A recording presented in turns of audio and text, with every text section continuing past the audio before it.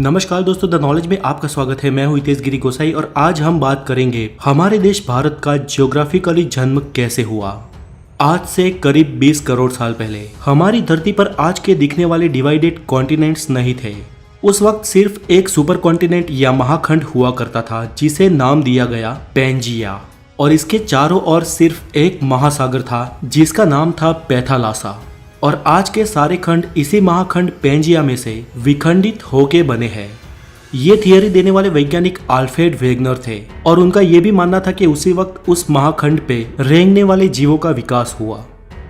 दोस्तों, पृथ्वी के गर्भ में लगातार प्लेट्स खिसकती रहती है जिसके चलते धरती पर निरंतर बदलाव होते रहते हैं, लेकिन ये बदलाव लाखों या करोड़ों सालों बाद दिखाई देते हैं। और इन्हीं बदलावों के चलते आज के ये दिखने वाले कॉन्टिनेंट्स का जन्म हुआ और उनके साथ ही हमारे देश भारत का भी।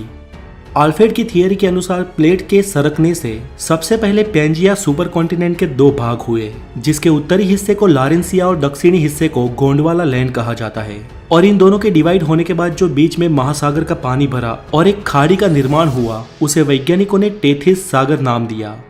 पैंजिया में से अलग हुए उत्तरी महाद्वीप लारेंसिया में से आज के एशिया, यूरोप और उत्तर अमेरिका जैसे कॉन्टिनेंट्स बने, जबकि गोंडवाना लैंड में से दक्षिण अमेरिका, अफ्रीका, ऑस्ट्रेलिया और एंटार्क्टिका जैसे कॉन्टिनेंट्स बने। हमारा देश भारत भले ही आज भौगोलिक रूप से एशिया का भाग हो, लेकिन भारत का भूमि भाग उस वक्त वास्तव में गोंडवाना लैंड महाद्वीप का हिस्सा था और आज का अफ्रीका और भारत एक ही प्लेट पे टिके थे। धीरे धीरे अंदरूनी प्लेट्स के सरकने से ये प्लेट्स भी अलग होती गई और भारत की जियोग्राफिकल प्लेट अफ्रीका से अलग होकर धीरे धीरे एशिया की ओर बढ़ने लगी।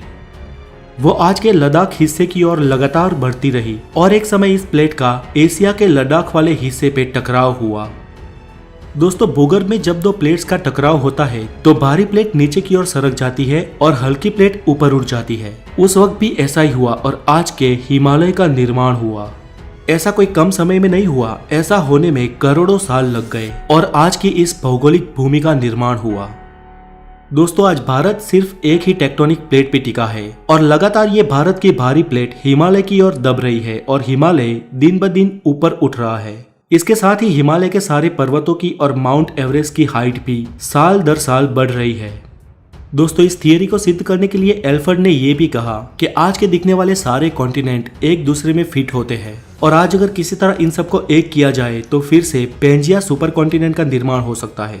चले, ये तो एक संयोग भी हो सकता है, लेकिन अल्फ्रेड ने अलग अलग विस्तार में जाके उस महाखंडों की जीव सृष्टि का और प्राचीन खड़कों के अवशेषों का अवलोकन किया तो ये मालूम हुआ कि विविध अवशेष अलग अलग खंड में एक समान ही थे।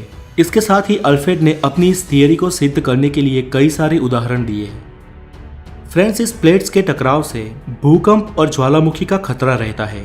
वैसे भारत में तो कोई खास सक्रिय ज्वालामुखी नहीं है, लेकिन हमारी इस एक प्लेट के सरकने से कभी कभी भूकंप के झटके महसूस होते हैं। हमारी अगली वीडियो में हम जानेंगे कि भूकंप और ज्वालामुखी का रीजन क्या है और लावा या मैग्मा कैसे बनता है। तो आज के लिए इतना ही। अगर आप नए हैं तो द नॉलेज को जरूर सब्सक्राइब करें और इस वीडियो को लाइक करें, हो सके उतना शेयर करें और अपना ख्याल रखें। Have a good day, take care.